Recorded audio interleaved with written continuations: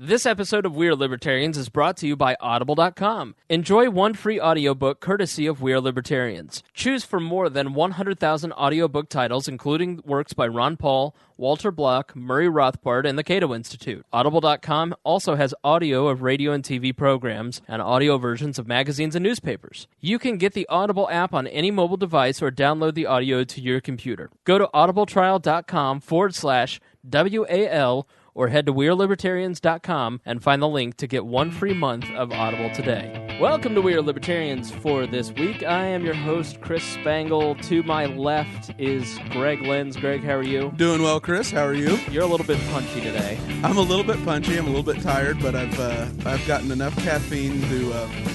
I don't even know. I'm basically like the GDP of Colombia and Bolivia right now combined, but I'm going to make it through this. Explain what you've had to drink. So far today, I've had 3 Venti Pike's Place, each with 2 shots of espresso in it, and then 3 of their energy drinks. But I've got them down. I'm here to go. I was actually feeling very serious, very focused, and then you derailed all that while getting set up for this episode. I've said too much. Okay, so on the line, you may have heard a little giggle, and that is our buddy Joe Ruiz. Joe, how are you doing? Good. How are you? Oh, I'm good. It's been a while. I don't know when the last time you were on Wall was. Episode 100, when I was there live. Oh, that's right. So that's 2 episodes ago. Wink. And that wasn't so much an episode as audio anarchy. It was an absolute mess. For 12 or 13 people to be in the room, it was surprisingly well managed. So it didn't come across as just a total free-for-all, but it certainly had its moments. And Maya made sure that we were all scared to death to act out by walking in the room with I think it was an AR-15 unloaded. Yeah, it was a large gun. What did Mickey think of Maya? She was frightened by the gun. Okay. Yeah, and I work with so many gun businesses and stuff now. I'm used to being around people who are armed. Not necessarily used to having a firearm pointed at me, but used to being around them. It didn't, I don't know, it didn't really pause me, but definitely Mickey was a little scared. Yeah. Maya, are you guys unfriended? I'm unfriended. I don't know what I did. I am. I am not. You've been unfriended for a while, though, I think, right, Joe? Oh, I don't know. I didn't check until you said that you were. So. Oh, okay. I think I scared Maya out of unfriending me on a private Facebook group that I'm no longer allowed to be a part of. And originally, this group was, and this is a totally separate group from the Brutalists. This group was supposed to be you could never leave it. It was called the Big Plantation. Okay. And so there was a race baiting feminazi that was in the group, and I attacked her. And I think Maya was so shocked by how deep down the rabbit hole I could go when trolling that she didn't dare unfriend me from that point on. And Joe, when you're not talking, you might mute yourself a little bit because there's a little bit of a whooshy sound. Okay. And I don't know if that's us or him, but okay, it's gone. All right, good. All right, sounds good. So yeah, I don't know what happened. Speaking of Facebook groups, we have a Facebook group. It contains some very naughty Wall members. Some whom, listen, I've already had to tell a couple of these people that they need to just go light themselves on fire. Dustin Reed specifically. I like Dustin, but, you can't make fun of us for not doing a podcast. It's been like 8 days or something, hasn't it? I don't know what it's been. I think it's been probably a couple weeks. Yeah. So I don't know that we are going to be a weekly podcast, but we're doing the best we can. I mean, our intention is to do this weekly, but it's really hard to... Things pop up. Yeah, it's just, to get Greg and I alone in the room together, it's really tough. But, to get a third person, I mean, we're doing this at Friday, at random times just to get Joe Ruiz on here. So... I have largely, in part, stayed away from that little We Are Libertarians group that you guys started, but I think it's funny that, we're all libertarians, and that you set some pretty strict parameters about what would and would not be accepted within the confines of that group, and everybody just breaks the rules anyway. What kind of people we are. Specifically Greg. Greg and I, probably more than anybody. Greg released some of the unposted Chris Spangle memes in the in that group. I think people were a little bit shocked how bad they were. They're like, oh, who was it? Ryan Connor? Yeah. Ryan was like, I've been memed by Greg. I was just beaten down, and it was so bad. And I was like, here's a meme of me shitting on the hood of a car. You can't talk. This was posted on my Facebook wall. And then you were a brony. I was a brony. Many. Joe knows. Joe's gotten hit by the memes before. Oh, yeah. They usually involve a sombrero. They do, or the most recent one was you became the 4chan grandma. You look like Baba Booey. I think everybody in the wall thread at some point has been the 4chan grandma. It's an honor. Have you ever made yourself the 4chan grandma? Oh, yes. Okay.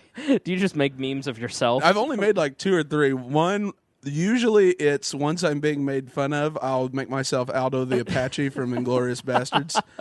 Okay. And then it's usually I make myself that and then call myself the feminazi hunter.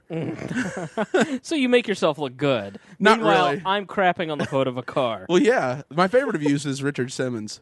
That is a good one. I was Or maybe showing, Marilyn Monroe. I was showing a coworker these this morning, and I showed that one, and he'd lost it. My favorite is Rousseau. Oh, yes. Yeah. No, Descartes. René Descartes. And I look like my great-great-great-great-grandfather was Descartes' assistant. So you can find those at my Facebook page. Feel free to try and friend me. I've got like 4 spaces left. I'm so popular. Or you could go to the wall page. Or if you want to join that group, send Greg or, myself a message, or send the wall page a message, and we'll hook you up. I think we've actually posted a link to the group on the Facebook page in the last day or two. Today's March 27th. So look for March 26th, I think, of 2015. We posted that link up there. And you can join. The purpose of the group is not to post embarrassing memes of me.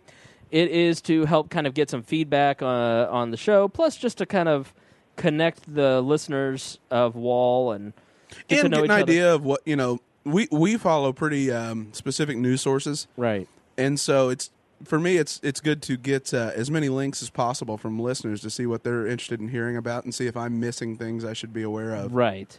Yeah, exactly. So check it out. Join up. Be great. Joe Ruiz, I don't know if you have... I think we plugged it at the end of 100, but let's plug it right here at the beginning when everybody is supposedly still listening to this crap. You do a podcast. We actually put the last episode in the feed. Would you like to tell us about the podcast that is now... You are dangerously close to being the longest-running podcast on the WAL radio network besides the mothership here. Uh-oh. Did we kill Joe? Darn it. Well, I guess he can't plug his podcast. That's Hello? too bad. Nope, too late, Joe. Sorry. Come on, I had myself muted. You made me do it. Sorry, man. Time's up. I'm breaking the rules. Culture and Arts Podcast. You can find us on Twitter at Cap Podcast, or you can find us on Facebook at The Cap. We're on iTunes or anywhere else podcasts are available. We're funny. We're topical. Pretty much the best arts and entertainment podcast out there. It needs to be, because it belongs to such a rich legacy as is the We Are Libertarians network. It is crafted. It takes a long time. It's a bespoke podcast. It's very artisanal. It takes a long time to put these podcasts together. We put a lot of effort into it. At all the podcasts at the WAL Radio Network. You can find it at WAL-radio.com. So tell us a little bit more. Who's your co-host? Jason Merle is the name of my co-host. He lives here in South Bend, Indiana, right down the street. And we just get together and talk about whatever's happening in the arts and entertainment world. We are going to record an episode tomorrow. I think the last time, we just talked about our jury duty experiences, because we both ironically got called for jury duty on the same weeks during the same day, and we both were selected for our jury panels. I kind of did a big, long 11-page write-up on WeareLibertarians.com, and he shared a little bit more about his experience during that episode, which was episode 25, I think. So it's one of those podcasts where it's really anything we want it to be. One week it can be, dirty and filthy, and we can talk about all sorts of scoundrelly and sexual things. One week we can talk about something very serious that's happening in the scope of media or film. Some days we can get a nerd boner about comic book films. Some days we can talk politics, and that's what we did last time. Tomorrow, I think we're going to go on a rage about Tinder and online dating. So it sounds like the Obsessive Viewer podcast, only better. Only better because That's a total inside joke. One of our friends does the inside. I know he listens. I'm sure he listens. The Obsessive Viewer podcast. Check it out, and I'm just giving him crap. But yeah, so you're going to talk about Tinder and dating, and let me tell you, online dating, an enormous waste of time, Joe. Well, yeah, and I agree. And I've heard that from you, and I've heard that from Jason, who's tried it. And what we're going to do, basically, is because we can and because we have nothing better to do, is we're just going to run down a long list of female celebrities, and we're going to decide whether we would swipe them left or right. And Jason has a story that kind of correlates to that. It was inspired by a recent video that they did. It was the Game of Thrones cast, and they were being interviewed by someone who was, using Tinder, and he was saying, in regards to your castmates, would you swipe left or would you swipe right? And just getting, the feel for how each castmate felt about the next person. So we decided to do that for ourselves. Why not add some guys in there, Joe? Why do you got to be so sexist and do only women? Because I'm totally sexist and not attracted to men at all. Well, no, I'm not really true. sexist, but no, I meant the attracted to men part. See, I love having Joe on because we pick on him all the time, and not so much we as you. But oh yeah. But that's because I love Joe. I do have fans out there. I know. Araya Torres is going to listen to this. My boy Izzy's going to listen to this, and they're going to say, "Why are they picking on my guy Joe?" You're going to get some mean messages. Watch. I think I might be Aurora. What's her name? Aurora Borealis. Really screwed it up. I know. I'm just screwing around. All right. That's for her benefit. But, yeah, you do have some fans. I do get a lot of comments like, when's Joe coming back on? Always shocks us. No, I have done... I'd say I'd probably done more episodes with Joe than you at this point, just because during your hiatus we did quite a few, and those were. I mean, I still up at Michigan. That was one of the most fun podcasts I've ever done in my adult life. I know when I was on the Lost Weekend after the divorce, I was kind of like, oh, I just can't do it. We've got to put something up. We can't just stop the podcast because I hate that. You like a podcast and you listen for a long time, and then they just disappear. They do like a year and a half of episodes, and then they're gone, and. This is too much fun for us to ever stop doing it. It's sort of like, what is that thing, that group? You can't leave. Oh yeah, the Big Plantation. Yeah. Well, that's not in fact true. Because I was blocked. Well, let's not call this the Big Plantation. We might make Joe uncomfortable. Oh, okay. So we. All right. It's already on this episode. Yeah. What? I said so many inside jokes on this episode already. I know. We can't tell any of you any of it either.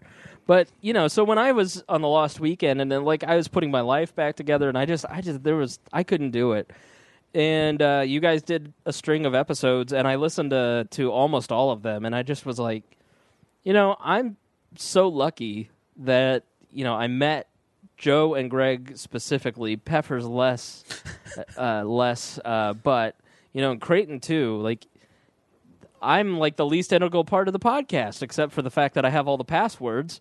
So And your dear leader. Yeah, I'm dear leader. And you guys did a great job hosting. It's like, man, there's 5 or 6 people involved in this whole project that could step up and host a podcast and do if you go to wal-radio.com. We don't have any active, other than the Cat podcast, we don't have any other active podcasts. Maya has gone on her merry way. Gina has dropped off the face of the earth. The Shill Report, which can be found in the back episodes of this feed, I thought was a good podcast because Joe and I were on it, and Ryan Ripley was there too. And the Shill Report for 14 strong episodes talked about, the business of journalism, because I think journalism is every bit as important as the government in shaping perception, and I saw a big example of this week. And that... Go ahead, Joe. No, I was just... Well, there was an incident in the pro wrestling world. Me being a pro wrestling fan, it was kind of a big deal.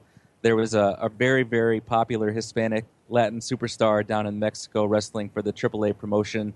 He did a small indie show. His name was Pedro Aguayo Jr., and his father was like one of the biggest Mexican wrestling names. Well, anyway, Rey Mysterio Jr., who is like a big Latin star in America, was recently released from his WWE contract, and he went down for a small indie show down there with 3 other wrestlers. It was a tag match, and somewhere within the course of this match, he drop kicked this guy. A couple moves later, the guy kind of fell on the ropes and passed out. They pushed him to make sure he didn't have a concussion and that he wasn't unconscious, but basically the guy died.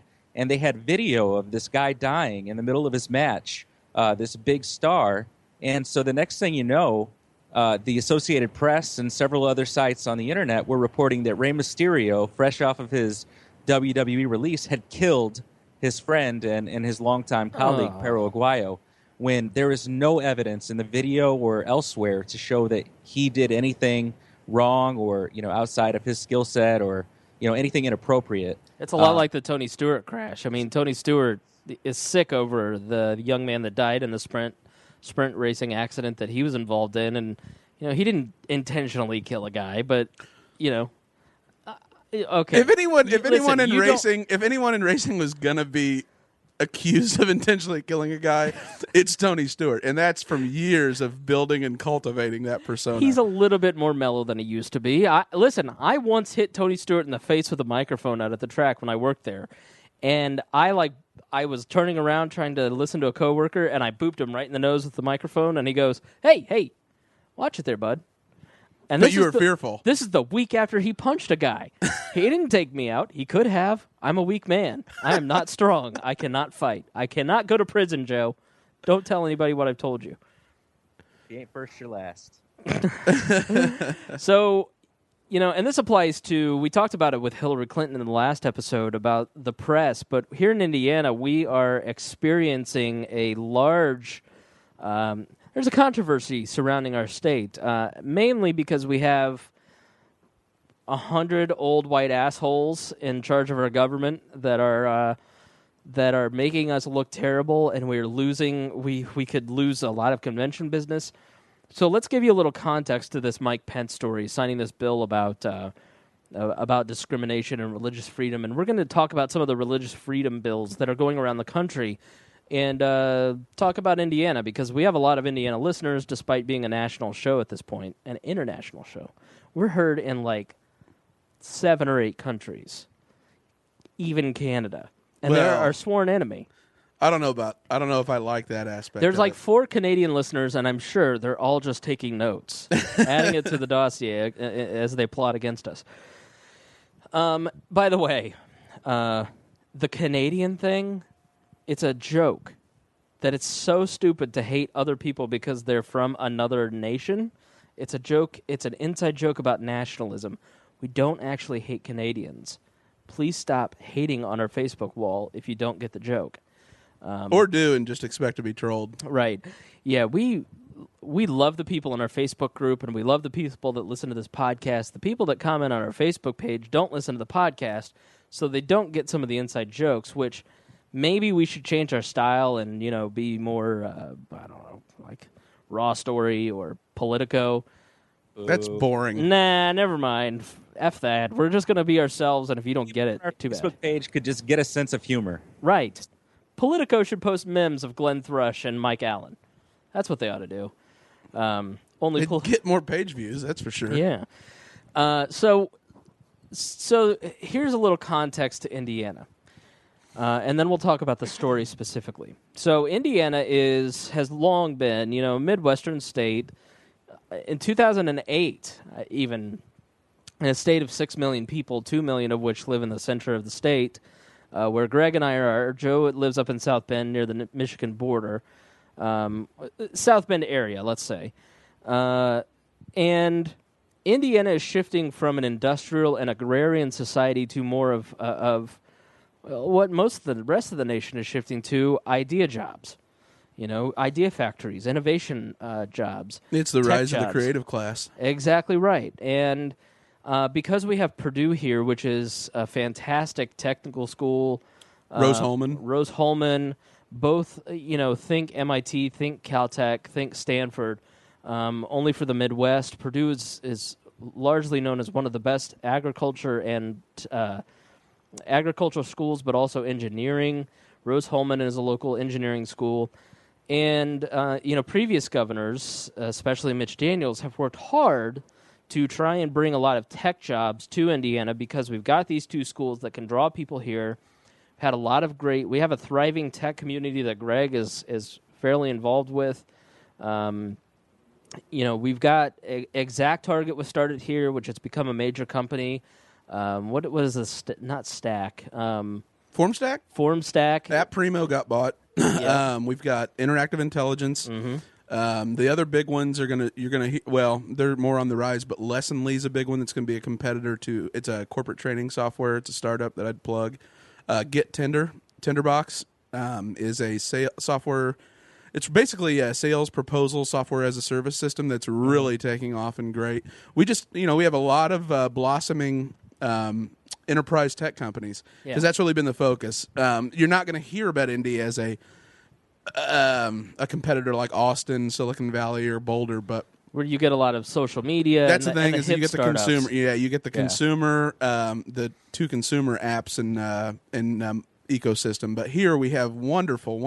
I mean, Blackboard, the major competitors for universities to provide online learning platforms, education software, and so Indiana has a lot of tech companies for. Biotech companies, tons of biotech companies because of Lilly and all the device makers up in the Warsaw area around Fort Wayne, which is kind of around Ohio, Toledo-ish area, if you don't know what Fort Wayne is. And also, like Greg said, enterprise, meaning business startups. So, we have been able in Indiana to distinguish ourselves and attract people and try and draw talent to our state to give us jobs in a high-growth sector. And arguably the only growth sector in the economy. Yeah. When we are going through a change where, in a state of 6 million people, 700,000 jobs were tied to the auto industry five years ago. And obviously the auto industry, you just drive up 31 between here and where we are and Joe in the South Bend area. That whole corridor up the central area of the state where, Chrysler, Ford, Chevy had a lot of suppliers, and there was a Chrysler plant here in Indianapolis that shut down a few years ago. Rolls-Royce and Allison's, a transmission and an engine maker. International Harvester. Are here, but, obviously investment doesn't come here. So we're a state undergoing a serious economic shift. And, our previous governor worked really hard to bring a lot of high-tech jobs, and he also brought jobs like the Honda plant to Subaru, and many other jobs. And Mitch Daniels, who is now president of Purdue, that tech firm, that great computer sciences, great engineering school that we talked about up in West Lafayette, who, on the Forbes World Influencers list released like today, Mitch is on there. He is. The thing about Mitch is people can, a lot of the social justice warrior left in Indiana didn't like him because he had a reputation as, when he was head of the budget in D.C., as the Blade, because he cut everything. But Mitch is the most pragmatic politician in America. He comes into Indiana. He looks at it and he says, "Oh, this is either going to be incredibly painful, or we can get out in front and lead this transition." And so you have Mitch that's going. I mean, I don't know of an Indiana governor that made trips to China in order to court, tech companies. Brings them over here, and then also focuses Indiana on the logistics industry, which was one of the other high growth industries. Transitions the economy, gets things set up, and then. Here from D.C. comes good old Mike Pence. Good old Mike Pence. And, Daniels lists amongst his most top, 5 influential books as Charles Murray's What It Means to Be a Libertarian. Eric Holcomb was his chief of staff, his campaign manager, I don't know if he's campaign manager. He might have been. And his Indiana State GOP chairman. He just announced that he's running for Dan Coates' Senate seat. So you can find out more about Eric. Obviously, as a Libertarian, I'm not going to vote for Eric, but I will say, of all the Republicans, Holcomb and Mitch Daniels, in my time as head of the Libertarian Party of Indiana, were always exceedingly decent to me. I know that Andy, who ran against Mitch Daniels in 2004, really respected Mitch, and Mitch treated him with a lot of respect. They made sure, they reached out to us to make sure that we were included in the gubernatorial debates both times. They were always very respectful of our place, and I'm not saying that Mitch was a libertarian. I'm not saying that he always did everything right according to libertarians, but he put the focus on fiscal issues. He's at his core a pragmatist. And if Republicans were more like Mitch Daniels, it probably, you just push her off. My cat's sitting on Greg. He's not a fan. Now, there was a point in 2011, October-ish, 2011, when Mitch Daniels made a comment on one of his Meet the Press appearances, I think it was. We've got to focus the soul of the party. I think he was releasing his book, and there was kind of the 2012 talk was kind of swirling around Mitch Daniels, who ultimately decided not to run, who said, the party needs to focus on fiscal issues and not social issues. And that was the force of his book, Keeping the Republic. And Mike Pence, who was then the 6th District congressional representative and now our current governor, came out and jabbed a hot poker right in Mitch Daniels' eye and said, he couldn't be more wrong. We need to nothing is the greatest. It was something along the lines of the greatest economic impact. The best thing that we can do for Indiana's economy is make sure that the Indiana family is strong. He is he's like George Bush, but without the substance. Yeah. With worse writers. Oh, that is an administration completely devoid of talent. So, Mike Pence thinks that a strong family is the key to economics, and it may be. I'm not arguing that. But I don't think that's the place of any politician to try and manage a family and who stays together and who gets married and who doesn't, because that's folly. It doesn't work. And so when Mike Pence ran in 2012, he was very careful to not be photographed or seen with anybody who was with the Indiana Family Institute or Advance America, like Eric Miller, Micah Clark, Kurt Smith, any of those folks. He didn't want to be seen with the culture warriors. And he just time and time again said he was going to carry on the tradition of Mitch Daniels and focus on fiscal issues, and tax cuts were going to be his priority, and strengthening business and getting jobs to Indiana. His tagline and slogan for Indiana, and I think it's our travel slogan or something, is a state that works. And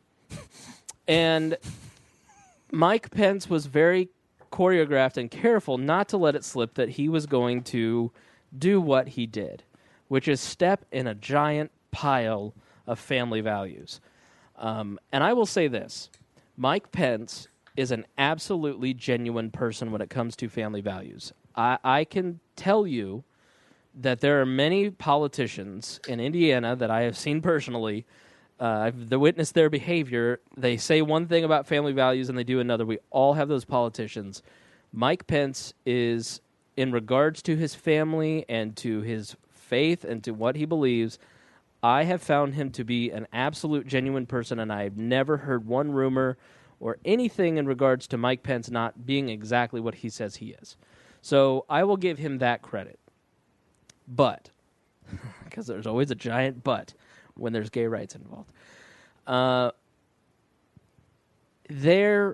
At the beginning of every Indiana General Assembly, Brian Bosma, who is our Speaker of the House, looks at the Republican caucus, of which there is a supermajority in the House, a supermajority in the Senate, and now the governor's office and here the in Indiana. Democrats are Republicans. Oh, very conservative. In 2012, it was John Gregg, the Democrat, who did not support gay marriage, barely supported civil unions. Mike Pence, say no more, and Rupert Bonham, the tie-dye survivor guy, who I worked with and is a good friend, who was the first candidate of any party in the gubernatorial history of Indiana to support LGBT rights outright. So very conservative state when it comes to family values. Like if you put John Gregg in California, he'd be billed as a right-wing reactionary. Totally. Yeah, he'd be a Republican. But like way worse. Like he'd be the worst Republican in the history of the California Republic. Well, I'm sure there's plenty of awful Republicans, but yeah, you're pretty much dead on. So there's super majorities in all the chambers, and obviously a conservative Supreme Court here in Indiana. Despite it nearly going Democrat in the presidential races, it's a very conservative state. And Brian Bosma has instituted a point system in his caucus to control his caucus. Now we're kind of taking a long time to get to the point, but I think it's an interesting study for listeners to kind of understand how our state works. So maybe it gives you some context to how your state might work and how politics works in general. But Brian Bosma is a very powerful Speaker of the House in Indiana, and in many ways more powerful than the governor himself. He's been here a very long time, and when he got the majority and became the Speaker of the House, and just as head of his caucus when he was minority leader as well for a brief period, he instituted a point system, and he said, if you are going to be a part of this caucus, at some point you will run into trouble. You will do something, you will have a tough race, and we're going to try and figure out where we need to spend our resources. Now, granted, we've gerrymandered out of the 150 seats in the General Assembly in both the House and Senate. There's really only like 20% of the races that are actually competitive, because someone from the other party doesn't run, or it's just a runaway for one of the two parties. It's very highly gerrymandered in the General Assembly. But someone always does kind of get in trouble, or redistricting comes around every 10 years, and sometimes two representatives find themselves in the same district, and the caucus has to choose who they're going to support in slating. And if you haven't earned enough points by fundraising, carrying water on some bills, making certain votes, doing certain things that garner points, a favor system with the rest of the caucus, you can find yourself outside of the caucus. As Senator Waterman, who inexplicably the Americans for Prosperity voted out Senator Waterman, who was, for Americans for Prosperity to claim that they're a libertarian group and then work against Senator Waterman, who was an independent-thinking Republican and would at least listen to libertarians on some issues, to work against him and put in an established Republican just was mystifying to me until I really thought about it and thought, oh, yeah, it's because he doesn't do what the caucus says. And he's unpredictable. So there's one guy named Bruce Borders who's an Elvis impersonator. I shit you not. He was one of the guys who was speaking out for this. Scott Schneider, who's a hardcore conservative. These guys, they're at the beginning of every session, Brian Bosma looks at that caucus and says, don't do anything crazy. And by anything crazy, he means don't embarrass the caucus and don't introduce bills that are going to make us look crazy or just look bad in the press, mostly dealing with social issues. We've had the gay marriage amendment where we're putting into the Constitution that marriage is between a man and a woman. That has finally died. That doesn't exist. In Indiana, that's not going to pass ever, because by the time it's allowed to come up again in a couple of years, society's going to be even more against putting discrimination into our state constitution. And so now they're kind of, because they've got super majorities, they're all in protection mode on the social conservative side, so they want to pander to their base, raise money. The Indiana Family Institute and the other social conservative groups want to raise money, and so they kind of needed some red meat issues to raise money because they're not going to have the gay marriage amendment to use anymore. And so they introduced a bill that would you've heard the stories a million times. The Christian baker, or here in Indianapolis, we had an instance where a gay group from IUPUI wanted some cookies or a cake made for their, I think it was cookies, made for their group, and they wanted rainbows painted on them. And they went to Just Cookies in the city market, which is in downtown Indianapolis, and which is a public facility. And they said, here's what we want. And the group, and Just Cookie said, I'm sorry, we can't do that because we're Christians, we're devout, and it would be against our religion to make these cookies for you. And they eventually, I believe, went out of business. And because they're in a city facility, there was some talk about pulling them out of the group, but I don't think that ever happened. But obviously, they faced a lot of public backlash as an organization, to the point that, you know, they were across the street from my office, and I went and talked to them about 6 months after everything happened, and I asked how things were, and they said, we've never recovered, and we're probably going to shut down soon because we got such bad press that it irrevocably hurt our business, and we can't survive. And I said, did you make the right choice? And they said, no, I don't think we did, business-wise, but personally, morally, probably. You know, we'll just figure out something else to do and we'll move on. It's, you know, we stood for our principles, and at the end of the day, you have to feel comfortable with that. So, you know, that's what happens in these situations. Nobody needed to sue anybody. You know, the market is amoral. The market right. doesn't the market respect doesn't morality. Care. Right.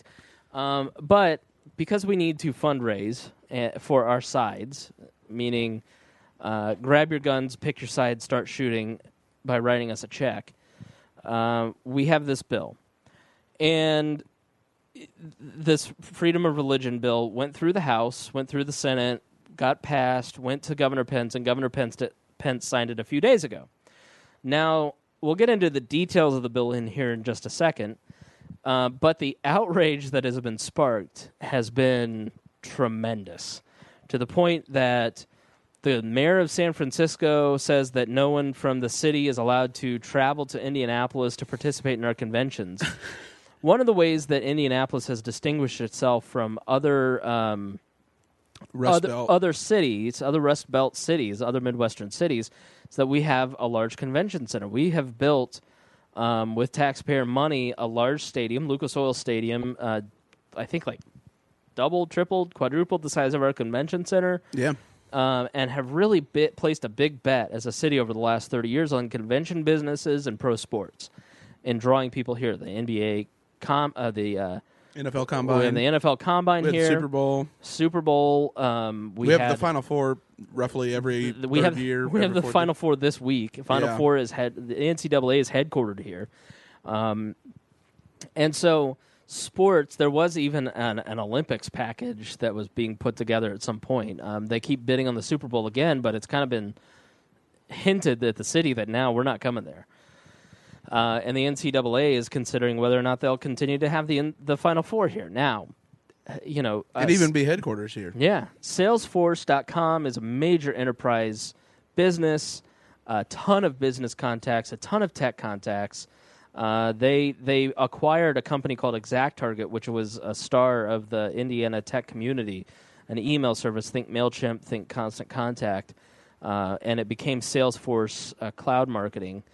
And they have a lot of staff here. And their CEO made a point of sending a letter to the governor saying that if you sign this, we have major investment plans for Indiana that we've discussed with your administration. We'll cancel that if you sign this bill. And he signed it. And Salesforce sent out a tweet. Their CEO sent out a tweet saying, we're canceling our plans. We're not, necessary travel only.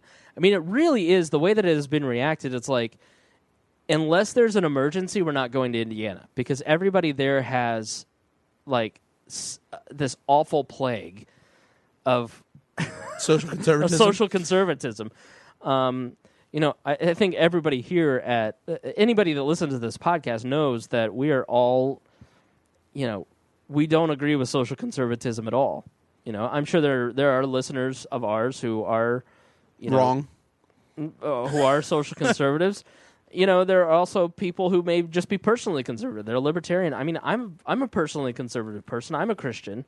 Although if I were faced with the question of whether or not to make somebody a gay cake or not for their gay wedding, I would make them a cake because, in my view, it does not show compassion or love towards another human being to deny them a cake. Do you know what I mean? Like, opening a voluntary exchange and dialogue with somebody is more compassionate, more loving, and more, To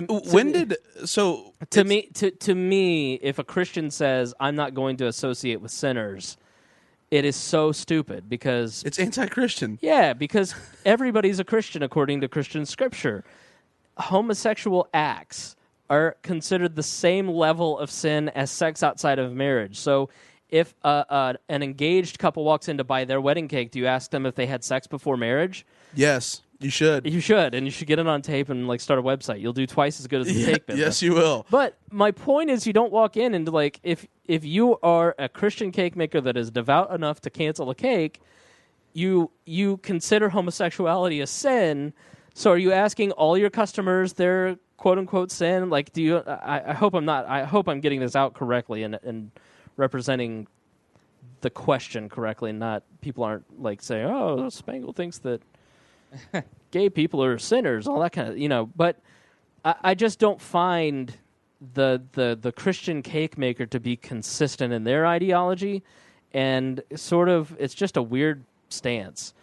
It's an extremely odd stance, and it's one of those stances to me that makes it seem like they were out looking for a fight. Yeah. Because when did we have a long-standing tradition, supposedly in the United States, of not infusing the state and religion, separation of church and state. Yeah, Quakers in the time of draft, for instance. Yeah, religious exemptions. But outside, I've said this before, but outside of higher education being the official state religion of the United States, commerce always takes precedence of any state entity, any belief. Who would ever be against the private industry in the United States? That is everyone loves pro-jobs, pro-America, pro-growth. And to the fact that you would, if you can't compartmentalize those two aspects of your life, of being able to separate church and commerce, why are you an advocate of separation of church and state? Religion is an exercise in individual. To me, the best analogy, and this is going to piss you off, Craig, the best analogy of religion comes in the concept of the greater jihad in Islam, where the concept of the greater jihad is that you are constantly going to war with yourself and going to battle with your own urges and thoughts, and it has nothing to do with anybody else but yourself. To me, being a Christian is about studying the Word, studying the Bible, going to church, thinking about my own behavior, and trying to live the golden rule as best as I can. I don't sit here and examine Greg's life and say, Greg, Joe, you guys really need to stop this behavior or this act, or you need to do this, or blah, blah, blah, because you need to do this. It's the exact opposite of the plank in your eye. To me, religion is an expression. It is about... I can understand why some people want to infuse, you want to make culture as Christian as possible or as Islamic as possible, whatever. But Christians have lost on this issue. The evangelical church has killed themselves on this issue because they come across as completely unloving, uncompassionate, inconsiderate, theocrats, judgmental theocrats, completely.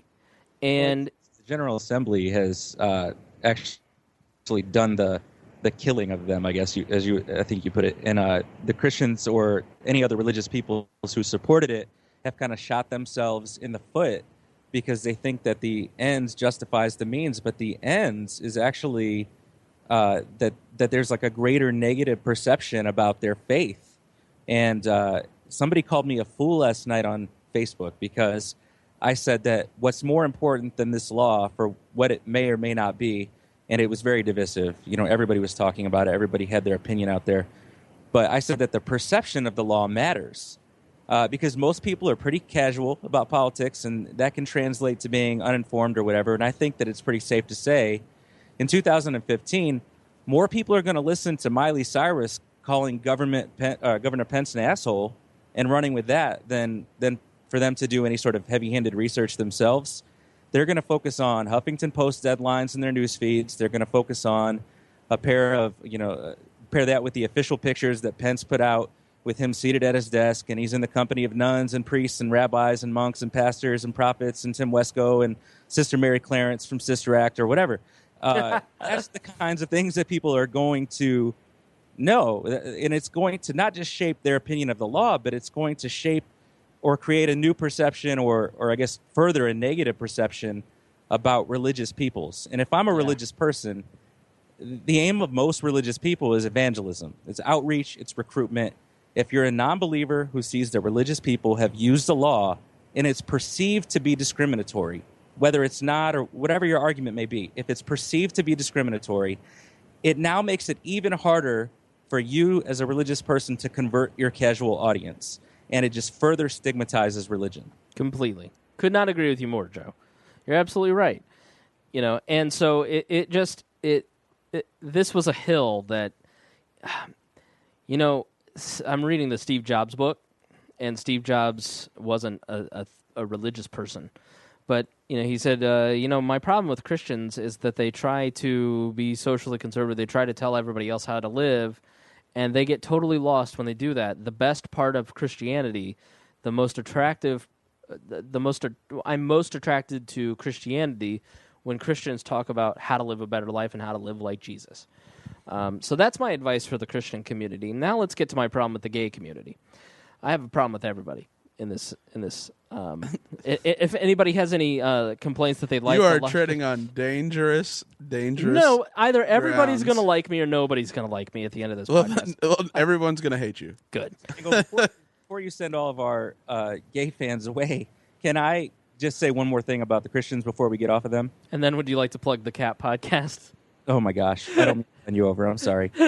I just wanted to put in there before we moved on that I think it's far more important to tend to like the inner workings of the church if you're a religious person and the communities on like a person-to-person basis than it is to chase down laws that are going to like insulate us and, air quotes, protect us.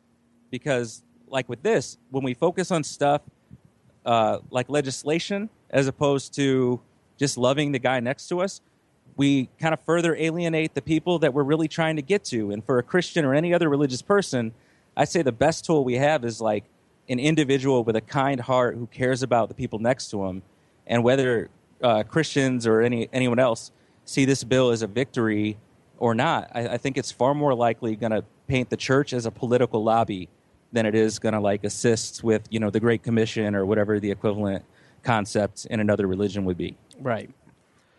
Greg? In the grand scheme of things, and what this bill actually did was it created a protected class, much like the Civil Rights Act, out of Christians. Because essentially, granted everybody's protected, under Article 1 of the Indiana Constitution, everyone is protected, but what this did is it treated, what it does is treats Christians like a protective class. It's fundamentally no different than affirmative action of affirmative action and legal protection for Christians in Indiana from legal prosecution from defendants, but that it will not have that effect because you can't exempt somebody from a lawsuit. So if I own Just Cookies and I don't want to sell them rainbow cookies, they can file a lawsuit regardless or not of this legislation. As a business owner, I can either take two stands. I can say on principle I'm going to fight you, and I can tell you right now that the gay rights organizations will line up to fund their lawsuit, so I'm going to have to go to war and hope to God that I can somehow fund my legal defense, stay in business, and operate my company. So I realistically can either go bankrupt or I can cave and settle out of court. All this is going to do is this is going to make every single one of these lawsuits settle out of court. Yeah. It will not protect anyone because you will never be able to withstand the amount of money and funds that will get behind the gay community and their lawsuits. They are very passionate about their cause, and to them, all this did was legalize and codify discrimination. So they are constantly on the lookout. And Christian organizations, yes, maybe they'll come to the aid of the business owner. Oh, hell yeah. They will. Yeah. They will. They will. Hell yeah. But here's the thing is, Creighton made a point earlier this week that what this does is ultimately it will identify those that are bigoted and drive them out of business because it puts it out in the press that they are legally protected from refusing to sell cookies to a gay community if it's considered a reasonable encumbrance. Which, why would you ever want to let a a governing body decide what is a reasonable encumbrance to your religion. You're just define encumbrance, please. So, like, if you slaughter, if you're, let's say you're, I mean, just to give me, and this sounds horrible, but like an Old Testament example, let's say that your religion requires you to sacrifice your first son on a mountain that is not considered reasonable by any definition legally. You're not allowed to slaughter your firstborn son in the name of your religion and have protection under U.S. and Indiana law. But in this case, what is defined as reasonable, unless you operate drones for the U.S. military, then it's okay. Well, the government's always exempt from all this. Oh, okay, good. All right. They're exempt. They're not going to be. They have no religious encumbrances at all. Like, whatever. But so in this case, you've set a standard now that being able to deny cookies violates your religious principles, and it's not a whole lot different than the Quakers in the draft. And since they're pacifists, and so, but now we're going down a rabbit hole of legal interpretation, and you're leaving it up to elected officials who ultimately put before the Indiana Supreme Court who is going to make the ultimate decision anyway. And so it's not like it's a really, it's not a it's not blind law, it's not blind justice, because to say that the Indiana Supreme Court is blind to, their personal individual beliefs and their interpretations of law. You've just taken this law and put it in their hands and allow them to define reasonable. Yeah, I mean, Mark Massa worked for the Daniels administration, then ran for prosecutor of Marion County as a Republican, and now he's on the Supreme Court appointed by Mitch Daniels. So it's not like he's, a totally impartial person. Anybody who watches the judicial system knows that it's not impartial. It's not true justice. It's not a true, balance and scales. And so what all this has done is because this entire thing's about politics. And it goes back to a grander theme of something we talked about this week. The race for 2016 for the Republican nomination has all of a sudden become who can accumulate the most evangelicals in their camp. Yeah. And I jokingly referred to it as a religious dick measuring contest. And that's what it seems like it is to me, because I look at this shaping up and I see Ted Cruz, I see Mike Huckabee, I see Rick Santorum, I see now Mike Pence, I see, I'm shocked Michelle Bachmann hasn't thrown her name into the ring. You just have all these evangelical Christians acting like this is the only voting block. Mike Pence is going to run. It won't be a real run because he's Mitt Romney in 2008. He just needs to get name and brand exposure. So he's going to run. This is going to be his springboard into the fight for the evangelicals in the 2016 primary. He knows he isn't going to win. He knows it's damaging, and it shows that he is at his core a politician and not a governor, not a statesman in any way, shape, or form. Because Mitch Daniels, switch roles, laughs in the face of his caucus. If Brian Bosma had brought this bill to his desk, Mitch Daniels would have told him to get the out of his he office. would have hired a private investigator, looked at every aspect of his private life, and leaked all of it to the Indy Star. It wouldn't have been him, but it would have been... I shouldn't say anything on tape. It wouldn't have been him, but it would have been someone around him, and it would have been Frank Underwood. No, here's the problem with all right, before we get mad at everybody, let me yell at the Daniels or the Pence administration. Daniels had a great working relationship with the Indiana General Assembly Republicans, both on the House and Senate side, for the most part. He had very skilled people. When Daniels came into office, Daniels said, I want to hire the best and the brightest for my cabinet, for my staff. Public service is something to aspire to. Nothing is more important than serving the people of Indiana. He made his Commerce Secretary, Mickey Maurer, his Commerce Secretary. The guy was a hardcore Democrat, funder, owned a ton of stuff, radio stations that I later worked for, made a Democrat his cabinet secretary for commerce in Indiana, who largely brought a lot of business to the state because he said Mickey Maurer is one of the smartest businessmen in this state, and he's willing to serve, and we can work together. It doesn't matter that we're on a different side. So Mitch Daniels he didn't care. He wanted a variety of people, a variety of backgrounds, of good connections, of good stock, who could come in and serve the state. Did he always do the right thing? Absolutely not. But I always respect when people value diversity of thought. Mike Pence has a cabinet and an administration and advisors that look like him, that think like him, that say the same things as him, and when he comes up with an idea, they say, that is great. Good job. And as a result, he has closed ranks and has always closed ranks around him. He has hired his friends. He has hired people that think like him and will tell him what he wants to hear, and that never challenge him on a single thing. And so now it's biting him in the ass because he's not hired competent people. He's hired incompetent people. He has had no success in the Indiana General Assembly because he has no relationship with the Indiana General Assembly because nobody in the party... Did you notice now, conveniently, Mitch Daniels takes a job that the Purdue Board of Directors told him he couldn't get involved in politics. And so he couldn't help Mitch Daniels. Or he couldn't help Mike Pence in his race for governor to succeed him. And it's curious that none of Mitch Daniels' people helped the Mike Pence administration. Nobody who worked in the Daniels administration went on to work for the Mike Pence administration. Carried over, yeah. Why is that? Is that because one was a different breed than the other? Absolutely. Was that because the closed ranks didn't want that diversity of thought and that openness? Absolutely. And so you've got the Mike Pence news service that comes out, where Mike Pence is going to start his own news service. The Pence Report. The Pence Report.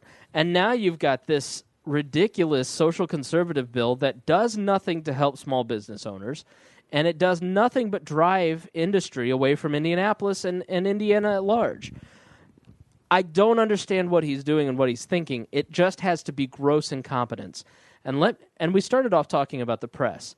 Mike Pence, for a guy who worked in talk radio and had pretty good relations with many of the members of the press in this state, because he was friendly with all of them, he was all over, has syndicated across Indiana on WIBC. A guy named Greg Garrison now takes his place, a very conservative lawyer who interviewed Mike Pence, the only interview that Mike Pence has given about this until after he signed the bill.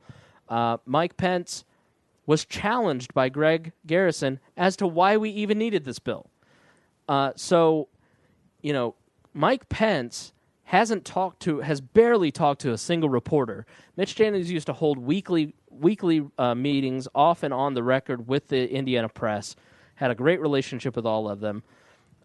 Mike Pence has not carried on that tradition, has not built a relationship with the press, has been hostile to the press, and his communication staff has mostly been totally incompetent. And the press has written about it at every step and complained about it at every step. Mike Pence doesn't give them anything of substance. He gives them platitudes and talking points. And so you know what the press does when Mike Pence gets in a jam? Mike Pence doesn't have the relationship to talk to any of them. Mike Pence doesn't have the ability to have a conversation with them about what he's planning or what he's doing. He just lets it leak or drops it. And so what do?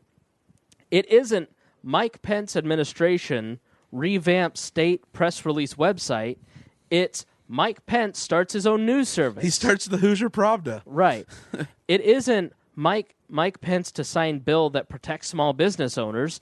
It's Mike Pence supports discriminating against gay people. And so you know what that does? I don't give a shit about Mike Pence, clearly. I don't care about Mike Pence. But what Mike Pence has done is he's now going to make the Indiana taxpayers pay more taxes, because now we're going to lose the revenue from Gen Con, from ExactTarget, from all of these Indiana businesses that are not going to stay here. They're not going to keep their convention business here. They're not going to invest further in their business here. He's hurt the Hoosiers because he wants to run for president, and he wants to be a social conservative, and he wants to put his personal goals ahead of the people of Indiana, and he's an absolute scumbag for it. And let me say, because you're going to get the individual like, well, that's Mark Benioff. That's just one company. There's plenty more that'll come in here. Mark Benioff was vice president of operations at Oracle. Larry Ellison funded, which was a CIA project that went on to become, now he's the third wealthiest man in America. Sort of like Peter Thiel funding the backbone of Let me to give you Prism. Yeah. So basically, Larry Oracle could buy Peter Thiel about 60 times. He's that rich. And so this is a guy that Mark Benioff was invested in and was one of his employees. This goes on to Tim Cook, the CEO at Apple. which goes back to Kleiner Perkins, which is the most successful venture capital fund in the United States. Right now, they've got some issues with a lawsuit for sexism, but John Doerr at Kleiner Perkins owns all of tech in the world. He is the most connected, influential individual on the planet. When Hillary Clinton wanted to run in 2008, that's who she contacted, and he got Steve Jobs, Larry Ellison, Mark Benioff, all of them in a room, all together at the same time. This is the guy that is never talked about in the press. You won't see $1 of technical venture capital come into Indiana after this law.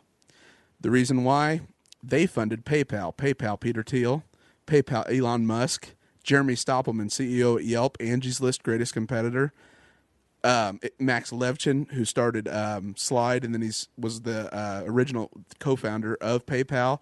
You're talking about ramifications that will be so dangerous to the Indiana economy.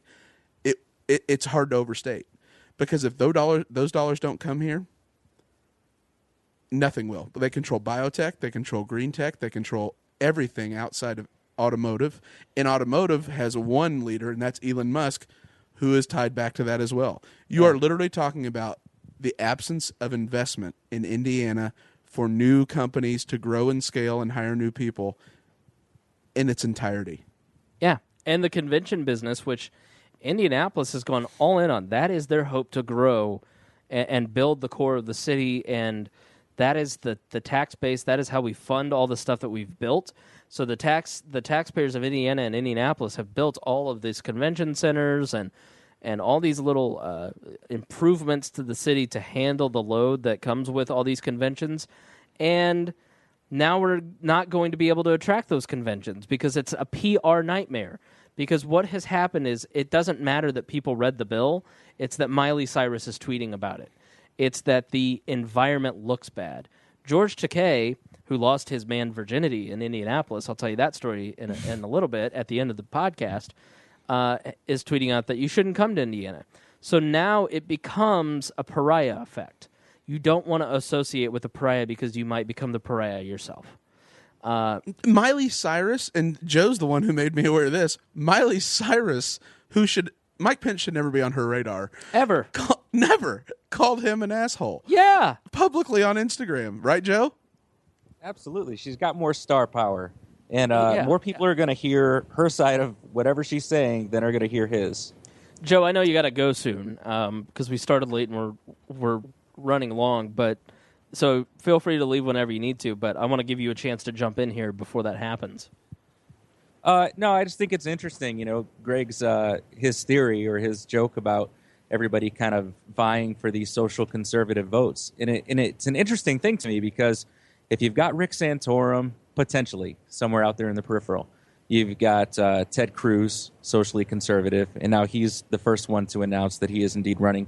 Ben Carson, pretty conservative. He made the comments recently about, homosexuality is a choice because if you were in prison and people are coming out of prison after having relationships in there, and they come out and then they're gay or something like that. I don't remember exactly how I put it, but you've got those three. You've got Mike Pence and this whole thing.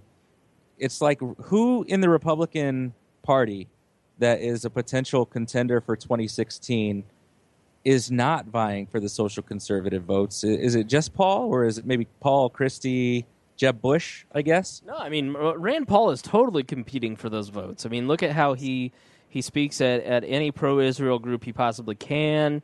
He came out saying he wants to increase defense spending. He is definitely trying to position himself as social conservative light, I guess I'd say. Yeah, light, because it's in regards to some issues and not others that are important to social conservatives. But even if you lump him into that pot, what is going to happen? Are all of these guys going to kind of water down each other's campaigns for some time before the primary, and then that one candidate who's not vying for those votes somehow is the dark horse and sneaks into the nomination? I don't know. I don't think that, social conservatives, to me, I know they're not very powerful here in Indiana, not as much as they used to be.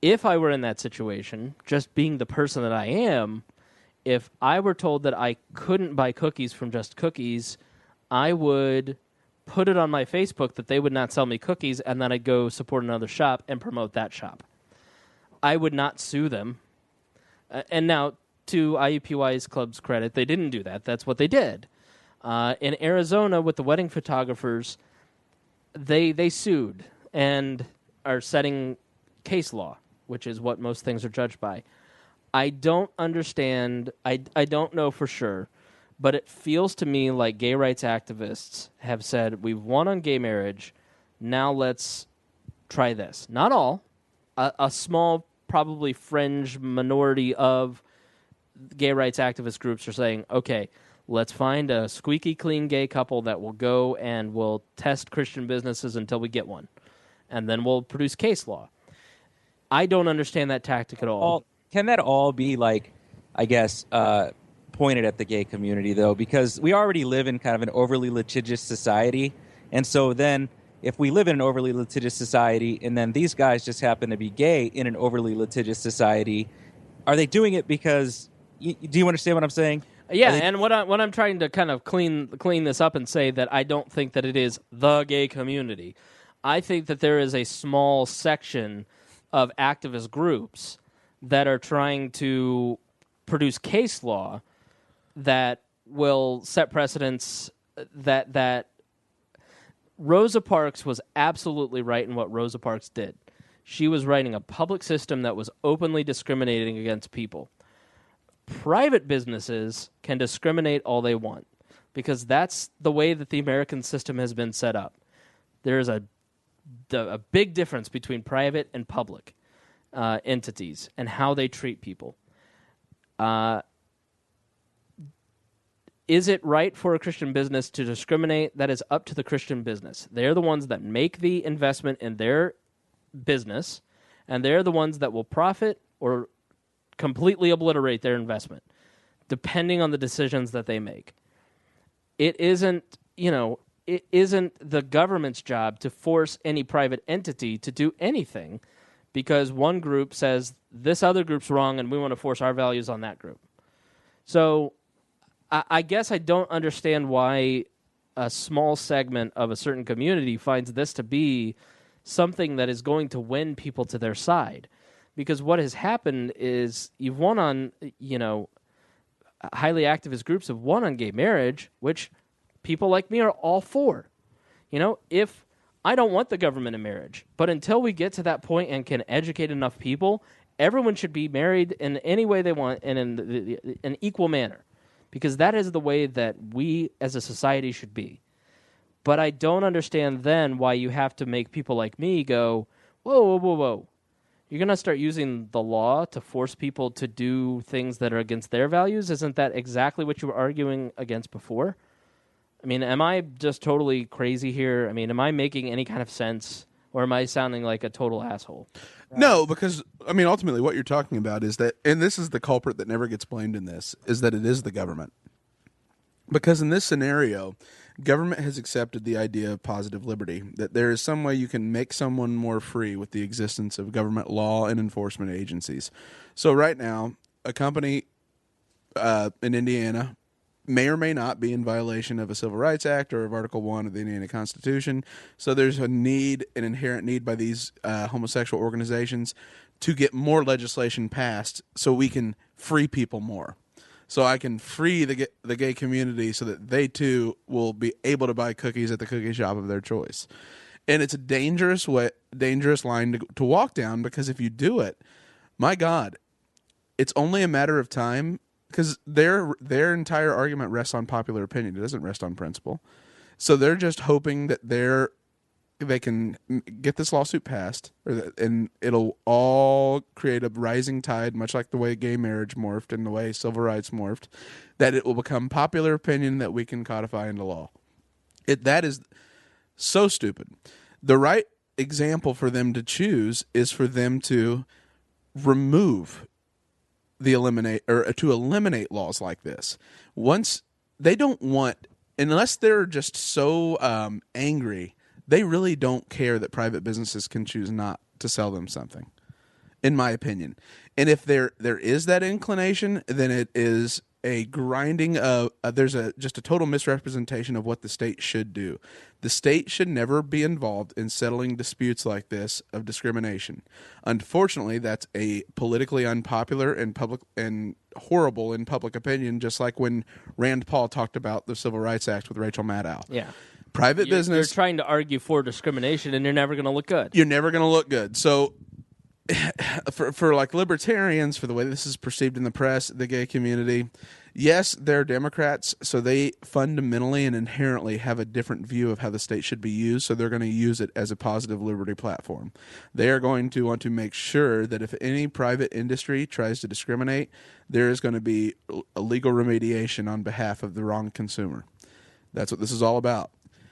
Libertarians have to float such a just dangerous line, because it's like when you posted about it on Facebook, you had libertarians attacking you, you had Democrats attacking you, and you had Republicans attacking you. But I also had all three of those groups supporting what I said. You did, and it is such a nuanced, and there's almost no insightful analysis of it, because you can never get anyone to get to the very premise, which is discrimination is going to be codified into law in Indiana because of government. Which, if I'm the gay community, I should take a really strong look at that and say, good Lord, instead of trying to fight them with government, I should be on the side of removing government and trying to eliminate government intervention in these types of encounters. Right. But you're never going to get anyone. It's such a emotional and hostile debate. But reason has no place. But that's the problem with the debate. And so you become unmoored. We talked about this for an hour now. Yeah.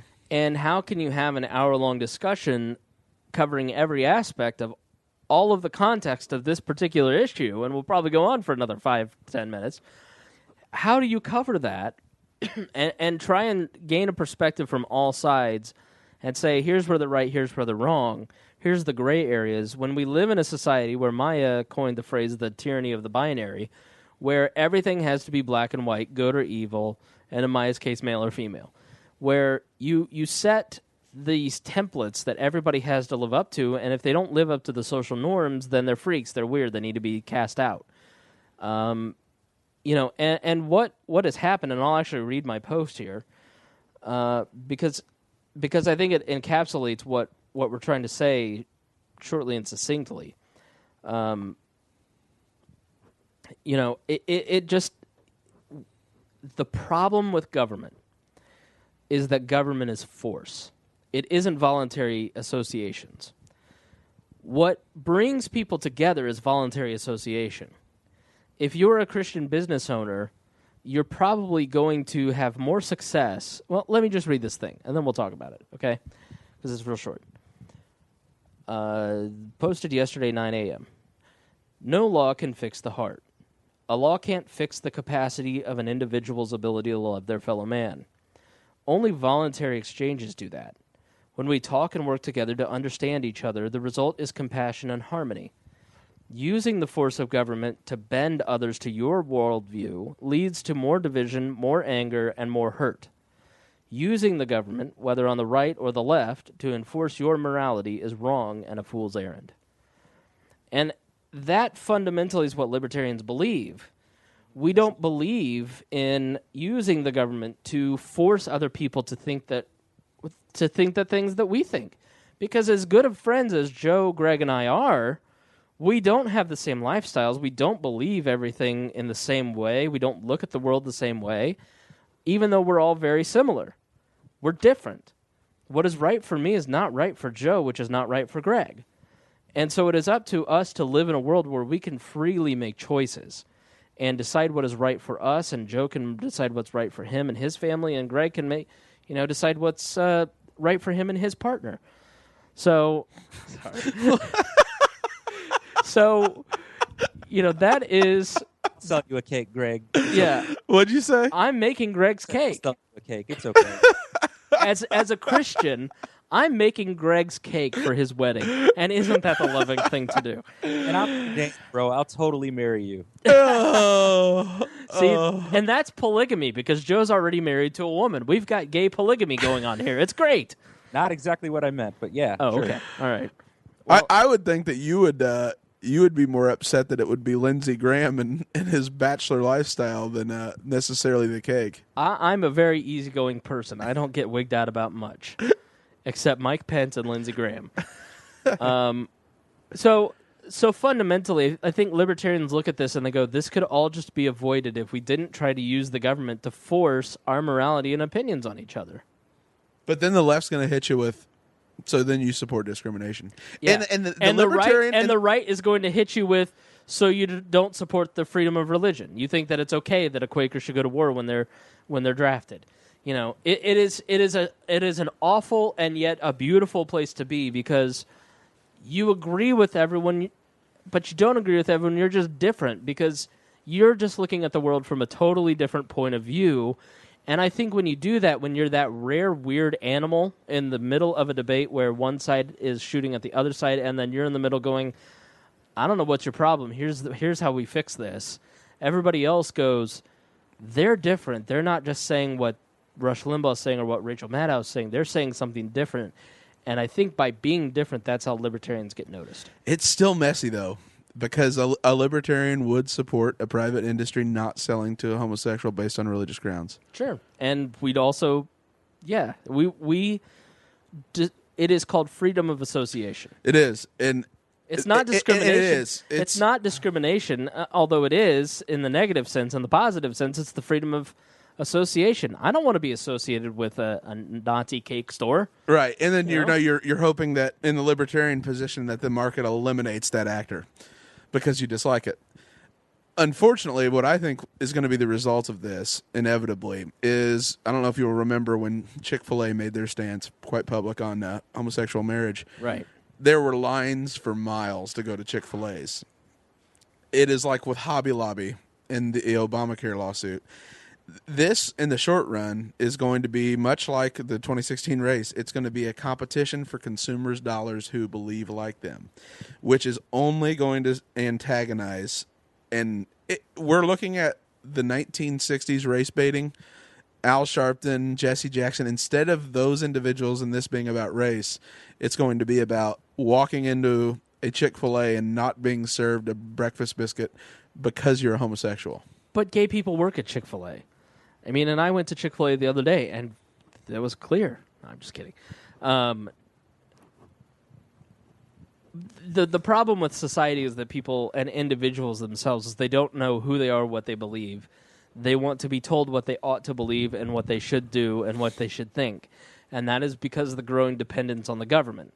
And it's not going to get any better as the government becomes bigger and more powerful, and we secede more of our own individual power to the government to tell us what we ought to think and do. You have to, listeners, start thinking about yourself as an individual and breaking yourself of the groupthink and the habit. Because if you never do that, you can never fully understand libertarianism. And it doesn't matter how many Rothbard books you've read. If you can't grasp the concept that you are an individual and that you just have to understand what you believe before you can fully grasp these concepts. And I feel like a lot of the mental anguish that libertarians suffer over this is that if you're a libertarian, you support voluntary association, and the logical extension or application of that in this scenario is that you would support a Christian business owner not selling to an individual based on religious grounds. That I know that's hard to swallow for a lot of people. I know that really is, but lean into it. Embrace that because it does cause you some mental strife, but also know that it is a better position than the existing one of using government in order to force people to do something. Hashtag gay puns. Yeah. Sorry, I just heard hard to swallow, lean into it, and better position, like all in the same thought. And You did. Well, never mind. We've said too much here already. Okay, final thoughts on this issue before we do a little lightning round about other issues to fix those world problems. No. All right. Crickets. All right, we're going to do these things quickly. We're going to kind of run through the things that we wanted to talk about. Ted Cruz announced that he is running for president. A little bit surprising to me, well, at least to the me of 6 months ago. But if you had been reading the tea leaves, probably not surprising. Gentlemen, I don't really follow Ted Cruz. I don't really know much about him. I'll go first. I know that when he did that whole green eggs and ham thing, I was fairly impressed with his debate skills and his ability to give a speech. He certainly, I think, can be a people like Santorum and Huckabee. I don't think he'd have a shot against a guy like Ted Cruz because he's got he's got that oratory ability that is going to really help him in the debates if he can make it to that point. But what do you guys think of Ted Cruz? Let's start with Greg. Okay. I see Ted Cruz differently than you. The one word that sums up Ted Cruz to me is abrasive, and as part of that, annoying. The more exposure you get to Ted Cruz, the less you like him. The more he is seen in the press, the more he has to go on and do public appearances. He has a natural unlikability. Really? It is grinding. It's really hard for me to put into words, but I think you're going to notice it the more exposure you get to him. Yeah, because I have very little. I just don't. He has a Rick Santorum quality about it, and where he comes off as whiny. Okay. So he comes off as whiny. He comes off as almost a conservative, like, justice warrior. Ooh. He's always that individual that's looking out at society in a way he's been wronged in his conservative principles. Okay. So, whereas I see Mike Huckabee totally different. I see Mike Huckabee as Ted Cruz, only way more socially conservative, but he does it in a way you don't hate him. I once liked Mike Huckabee a lot in 2007 and was very impressed with him because of the fair tax. At the time, I was a fair taxer. And I met him in person at a local. He stopped here in town and shook the hand of every press member of the room. I was the only one he didn't shake their hand because he couldn't get to me. And just made sure that, like, how you doing? Sorry I couldn't get over there. You're a good dude. Blah blah blah. I was, and then he gave a great speech and is a very likable person. And at the time, Fred Thompson was the soup du jour, and I said, watch Huckabee. He's going to skyrocket. He went on to win Iowa. Which makes him dangerous because he could win Iowa again. Yeah, but the problem is he has said some stuff that is like crazy paternalistic. Like, he's kind of exposed himself as the paternalist that he is, where he wants to take care of you and plan your life for you. He is likable, but I think he's a known quantity at this point. He is, but he out-red meets the social conservatives than Ted Cruz. So he out-red meets them, and he does it in a better fashion. It's that thing where, like, Santorum won Iowa, so he beat Mitt Romney by 300 votes in that recount. But with Iowa, if Mike Huckabee gets national exposure and comes out of Iowa and wins, he's just got that Joe Sixpack likability. Even though he is way more paternalistic than a Ted Cruz, who is he's a true Austrian economist type of individual. So he's kind of a conundrum in that you just absolutely love him on certain things, like with Rand Paul and the drone strikes. Then he talks about Russia and Putin and presenting a strong force in opposition to keep him in check. And so he's got hawkishness. He's just really But ultimately, none of that's going to matter because we all know that policy really doesn't drive the debates. What drives the debates is you look at somebody, you're able to process them, and they just have something an aura that you just can't get behind. Yeah, and let's not forget he was born in Canada. Yeah, he was. So his parents may have both been citizens, and he may be an American citizen, but he was born in the Great White North. He can't be trusted. Joe, he's also Guatemalan like you. Are you going to support him? Is that right? Yeah, he's Guatemalan, just like you. Yeah. I'll just kind of, I guess, say that there's probably a group of people who feels very strongly opposite of how Greg feels about Ted Cruz because, and I don't know if you guys know this, but when he announced at Liberty University, which I thought was kind of a smart little political tactic, he raised $1 million in the first day. And since he's made that announcement and given that speech, he's raised over $2 million. So there's already a nice little chunk of change behind him and his campaign. And I think that obviously means that there's a group of people who are pretty fiery and pretty passionate about seeing Ted Cruz become the next president. The one thing I would, if you know, the hardest thing about the entire GOP primary too is Jeb Bush's fundraising network, which is the most incredible fundraising network to my knowledge. I mean, outside of Barack Obama and his ability to generate the micro contributions, right now Jeb Bush is having his donors. He's telling them, please don't make it for more than $1 million. Is that not? He has over $30 million in the bank already.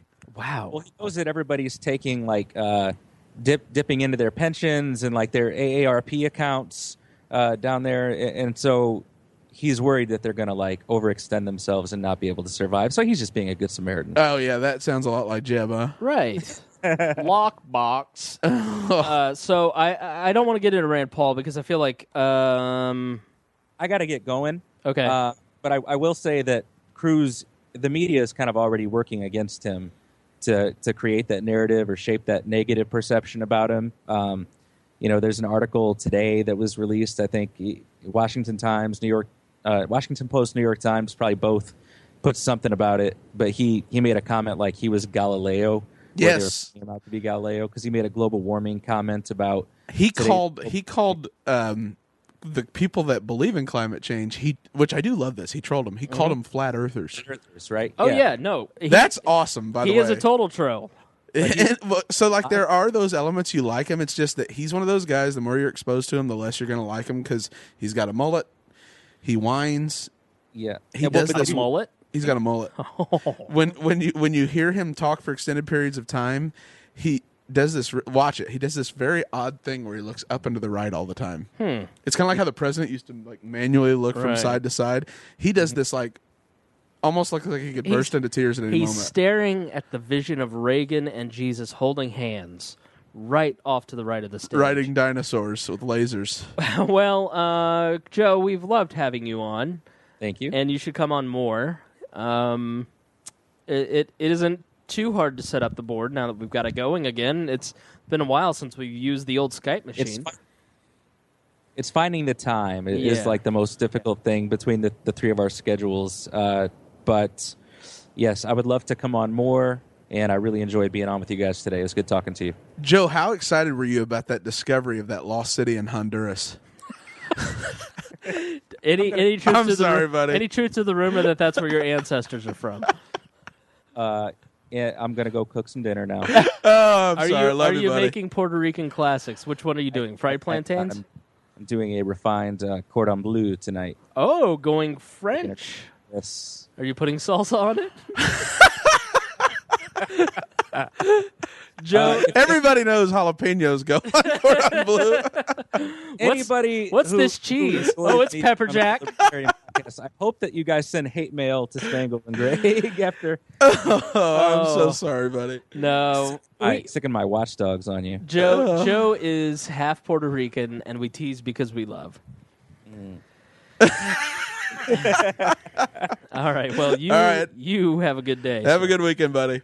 Thanks, guys. Yeah, I feel like we need to give Rand Paul... Whoa! All right. I feel like we need to give Rand Paul his own episode, and one when Creighton is here to defend his bro.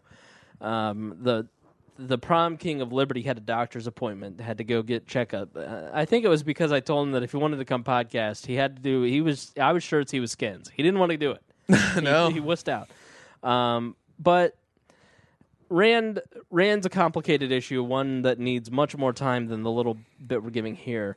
Hillary is expected to announce probably before the next time we podcast, same with Rand Paul. So you're going to start seeing everybody getting into the race. And I think a late entrance to the race is going to be Like Mike Pence, I don't know how he gets into the race right now, but he he really screwed the pooch. Now's the time, except he just bungled it. Yeah. Like, you sign this bill, you leap in Iowa and go talk at the Families for, Family Value Association dinner, and you springboard. And, God, he's for a guy that's a politician, he has a total misread on how things are portrayed. Crashed and burned spectacularly. Okay, so next subject. What else? The big things in the world are Middle East focused. The economy is something that's not being talked about, but it's huge. For the first time that I have seen, we are actually seeing like retail sales growth and no wage growth. Okay. Which would be, to me, a very strong signal that we're about to, unless the Federal Reserve continues quantitative easing and propping things up, we're going to see a recession. Now, the Federal Reserve's released a lot of information that, because it was such a harsh winter, that a lot of these projections and forecasts are off. But Americans and globally, we're about to see savings prioritize consumption, and we're starting to see it right now, which in the short term is a bad thing because you're going to see a recession effect. In the long term, it's a great thing because you're going to see investment and capital accumulation. Libertarians, specifically Austrian economic types, like to see more savings and money being saved. And that's just economics, period. Should want to see more savings. Right. But the economic lords of the Fed like to see more spending and more capital going out into the world, because then that means that more money is flowing and more goods are being attained, because the Fed used to be in charge of the monetary supply and making sure that things didn't get overinflated. Then somewhere in the 70s with Bretton Woods II, they were put in charge of making sure that there was full employment. And so that dual role, it they doesn't conflict. work. They conflict. It's not something that can really be achieved.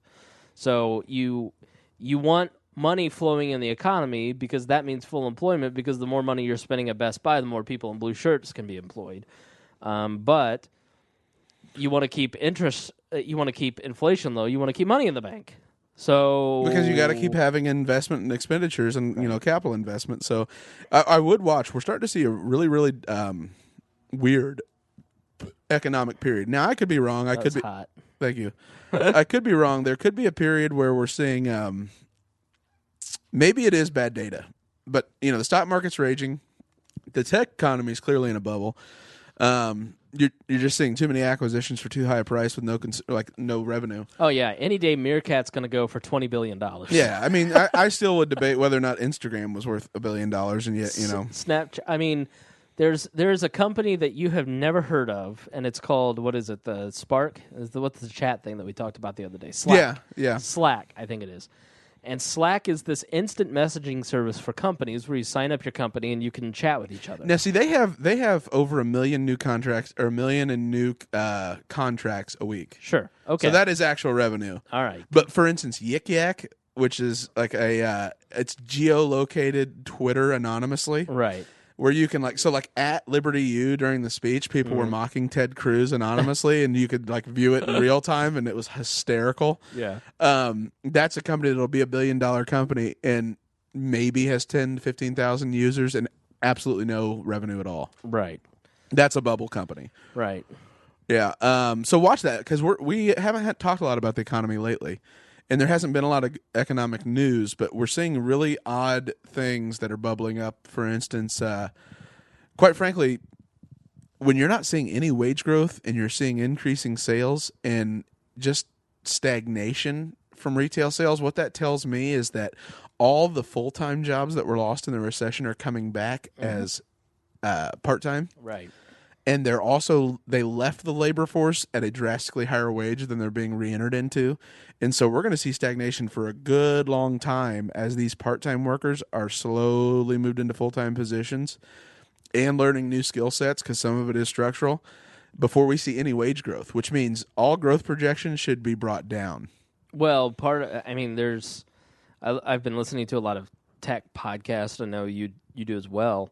One of the questions that is being wrestled with in Silicon Valley is technological growth can't be slowed. It's Moore's law. We've lit the spark and the fire is burning, and 20 years from now, 30 years from now, robotics are going to play an even more significant part of our role in the world. And so what are we going to do when we're at 50% unemployment? They're talking about numbers between 20 and 50% unemployment. What is it when a job becomes maybe just the possession of a job instead of welfare benefits, instead of XYZ, becomes a purely vanity appointment? Mm-hmm. That's a different political philosophy than even exists at this point on this earth. You're looking at Egypt, where it's 50% unemployment and it's young males sitting on the streets, and then that's how riots start. Yep, and so the world gets turned upside down. Well, yeah, and so we're waiting for a philosophical breakthrough of it's time to consider, in the event that the majority of the economy becomes automated, and the creative economy is obviously going to be limited, just because it'll take a long time for the economy to transition to that, where it's purely creative class. Sure, you may see a political philosophy arise where just labor, in the terms of self-worth, in the terms of social unrest, is looked at, instead of a way for economic growth, it's looked at a way to, like a WPA. Just an assignment, so they have self-worth, so we can keep the consumer happy and we can stop political revolution. So what you're saying is I need to start a social network or marry Mark Zuckerberg. No, I'd start a social network before marrying Mark. Dang it. Okay. Next issue, Yemen. Yemen has exploded. Yeah. What else is new? Next subject. Yeah. Well, no, I mean, so right now, what makes that so interesting is we're engaged with Iran in nuclear talks. We're trying to strike a nuclear deal. We are caving on every single issue. I don't know if you've heard that at all, but we have literally caved on every single issue, and people aren't sure why, especially the conservative press. The reason I believe is why is when the whole is it Houthi rebels, the Iranian-backed rebels, Gesundheit. They stormed a U.S. intelligence operative center, military center, and got basically our foundational counterintelligence network in all of the Middle East and how we operate. In Yemen. In Yemen, they handed it to the Iranian leadership.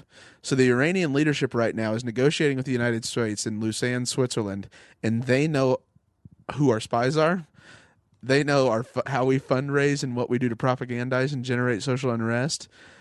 And that's why you're seeing us cave, and John Kerry cave, on every single issue. Right now we're at the point where we're okay with them not having us inspect their current level of nuclear development.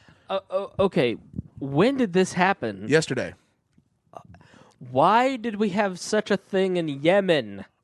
Why that was our most strategic partner because of the Port of Yemen and its effect on oil. So since that's been in revolution, the Port of Yemen has such a great impact on oil flows out of the Middle East. Yeah, but it's Yemen. You keep that in like Switzerland or something. Oh, no, yeah. Well, that was seen. Barack Obama promoted that Yemen as like the one example of the Arab Spring turning into a democratic republic. And then that idea of domino theory for democracy would spread across the Middle East, which is an illusion. Clearly. And so now Iran is scaring Saudi Arabia, and Saudi Arabia announced last night that they are going to pursue nuclear weapons. Oh, that's great. Yeah. The world is going to hell in a handbasket in the Middle East. You're seeing a Saudi Arabian-Israeli, just incredible to imagine. Yeah. A Saudi Arabian-Israeli partnership, and Israel supports Assad. Yeah. We had a democratically elected government in Egypt that turned out to be Muslim Brotherhood, and the United States supported a military coup overthrow, and now the president won't take calls from not even the president of Egypt, because that would be way too much. There was never an election. He won't take the calls of the Egyptian president. It's just so that they're having to use Bibi Netanyahu, who has no relationship with President Obama, as the go-between. It's just incredible. That's going well.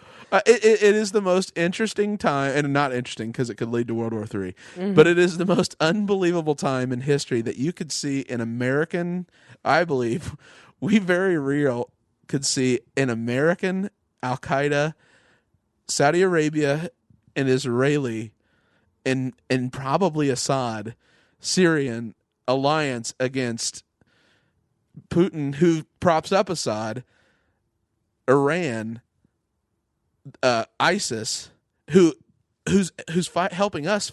The Iranians are helping us fight ISIS in Iraq. It's the most awkward group of allegiances I've ever seen in history. It is the flying spaghetti monster of deals. I tweeted this out at Chris Spangle. I retweeted it. It's from Greg Carlstrom. I found it on Glenn Greenwald's Twitter. U.S. praises U.S. ally for bombing U.S.-equipped militia aligned with U.S. foe who is partnering with U.S. to fight another U.S.-equipped militia. I mean, it's just... Oh, it's so bizarre. It's like we lost $500 million of military equipment in Yemen because we had to pull everybody out. We have no contact and no idea where it is. So we're not sure if Al-Qaeda in Yemen has it, or we're not sure if the Houthi who are aligned with Iran has it. So you're telling me that we kept our most sensitive military documents in Yemen. And there wasn't a pull this lever and this whole thing will blow up in 5 minutes button. I am. Whose idea was this? Was this? Well, we've propped up their democratically elected leader, and where they've seized is not. I mean, Yemen. Yeah, I'm about to seize. I can't take this anymore. I know. It's so. It's like awful. Israel, and then we also, for the first time in history, back last week, we declassified the exact level of development of the Israeli nuclear infrastructure as retaliation against them spying on us during the when it is just the world we live in. We're supposedly negotiating with Iran on nuclear talks even though we support Saudi Arabia, who doesn't want Iran to rise, and yet we're using and creating the airspace for the Quds, the Iranian Revolutionary Guard, to fight ISIS in Iraq. And we just spent all this money deposing Saddam Hussein, and the most cohesive forces are the Iranian militias and that Uber warrior I was telling you about. Yeah. And then the Peshmerga, the Kurdish military, who don't really want to advance beyond their borders that they consider, so they're kind of done fighting ISIS unless ISIS encroaches on them. And then Iran is helping us fight ISIS, but then they just had a coup in Yemen and are scaring the hell of the Saudi Arabians, who are our biggest ally. It'd be nice if we just pulled out and didn't participate, because it sounds like we're electing people like Mike Pence president of the United States. Yeah. All right. Any other topics? I feel like that was all the topics we wanted to talk about. Yeah, I think that would cover it. Was it did anything on Hillary? The email scandal is just... It continues to leak and be awful. Okay, final thoughts for this episode. No, I'm good. I am currently enjoying the battle, the little bitch fight that is happening between Grover Norquist and Glenn Beck. Now, about 2 or 3 weeks ago, I tuned into Glenn Beck and I heard a guy named Frank Gaffney who does or has written for National Review and a bunch of other conservative sites. And he has long been a thorn in the side of Grover Norquist, a guy who is... I have a book called The Gang of Five, and it's about guys like Ralph Reed and David McIntosh and Grover Norquist and Karl Rove and these guys who have been around forever and have kind of been the network that has put together the conservative movement since the 80s and basically run the conservative movement in the Republican Party. Everybody wants to think that Rush Limbaugh's in charge of the Republican Party. It's guys like Grover Norquist and Ralph Reed and some of these other guys, and on the funded by the Koch brothers, Cheryl Atkinson or whatever his name is, out in Cheryl. What's his face? What's the dude out in Nevada that everybody? Sheldon Adelson. Yeah, he's the guy that owns Las Vegas Sands Corp. Now, and then they listen to Grover and these other guys and fund what they want, and then on the flip side, you've got guys like George Soros, Al Gore, who are the money men for people like not Leon Panetta necessarily, but who's the other cap, the Culture for American Progress or Center for American Progress. Oh, are you talking about John Podesta? John Podesta, guys like that. and Van Jones, as Glenn Beck famously railed against. And so Glenn Beck kind of started looking into Grover Norquist and discovered the networks on the right. And Grover Norquist has connections to the Muslim Brotherhood. Well, that sent Glenn Beck off. And so Glenn has spent 2 or 3 weeks just railing against Grover Norquist. And Norquist, to his credit, went on Glenn Beck's show last night, and then Beck went on his radio show and ripped him apart today. But it is an interesting little exercise. You can kind of recap it all if you want to go back and listen to the Glenn Beck podcast and all that good jazz. But there's an interesting tidbit when I tuned in today. So this is another little example of how this stuff works. Glenn Beck, for 2 or 3 years, I tune in occasionally just to kind of see what he's saying. And it was funny, when he went out to Silicon Valley a few weeks ago, he started talking like you and I, which is like, we don't need the government, we can have technology to take the place for all this stuff. And he started discovering technology. It was entertaining. And so I'll tune in, and for several years now, Glenn Beck's been saying defund the GOP. It's time to pull out of the Republican Party. They're worthless. They're part of the problem. They're part of these networks that are the same as the Democrats. And defund the GOP, get out of the GOP. Nobody's paid attention to that because he's not on Fox News anymore. And so when he says it, his audience hears it, but it never shows up in the Huffington Post, the Daily Caller, Raw Story, National Review, all these other sites. So last week he says it to somebody. I forget who. I wasn't listening. And all of a sudden I see this story about how Glenn Beck is saying defund the GOP. And it was on all the liberal news sites. And it was like, see, the Republican Party is losing their spiritual base in the Glenn Beck audience. And all the conservative sites started attacking Glenn Beck, saying, he's killing the conservative movement. He's a pariah. He's the John Birch Society. Get rid of this guy. And it is really weird to hear on today's Glenn Beck show where he said, Karl Rove went on Fox News last week and denounced me, saying I'm hurting the GOP. And isn't it weird that Karl Rove's Crossroads group has given Grover Norquist $29 million? And so you see the power of Grover Norquist, where they just start calling up all their buddies and the New York Times and the media outlets and start going after somebody like Glenn Beck, who straight up doesn't care. Like, that's what I like about Glenn Beck, is that Glenn Beck is sort of like us in the regards that it's like, we're never going to run for office. We have our jobs. We like our jobs. We do this for fun. And we really don't, at the end of the day, remember what we say, let alone care about what we say. We're just saying what we think and what we've learned.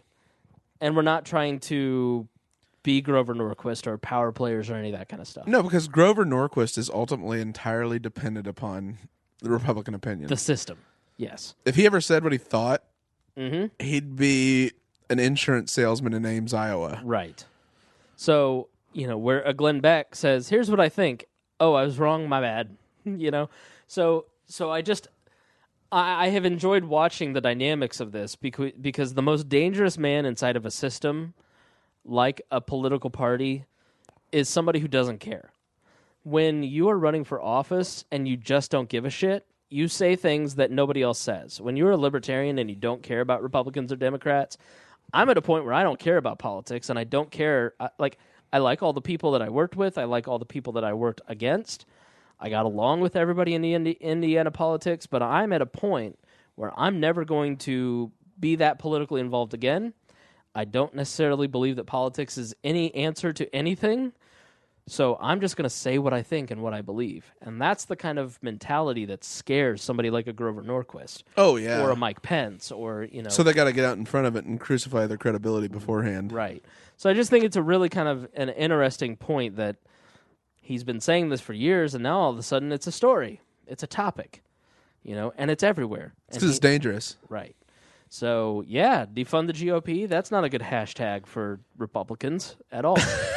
So they've never been good at creating, the only person that has any social media credibility is Rand Paul. Right.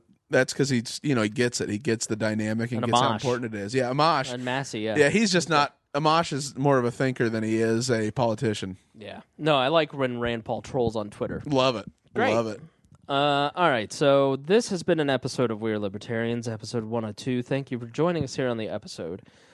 Please go to iTunes, rate us, give us 5 stars, or don't rate us at all. Leave a comment about how this is the greatest podcast in the world. It's way better than Joe Rogan's podcast. That's for Aaron Ewert. Ewert.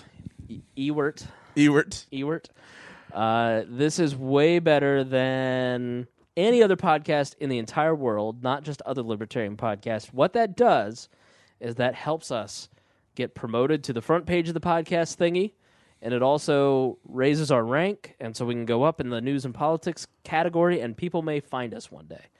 Wouldn't it be cool for people to finally discover this podcast? You can be a part of it in supporting We Are Libertarians, so the show that you love so much. My cat is freaking out. There's something in the closet like a dead mouse or something. She's like scratching on the door. So we got to end because I got to figure out if there's a body in there. Did you bring a body to my house? I did. All right, good. But it's just Brett Bittner. It's no big deal. It's on ice. Oh, nobody will miss him.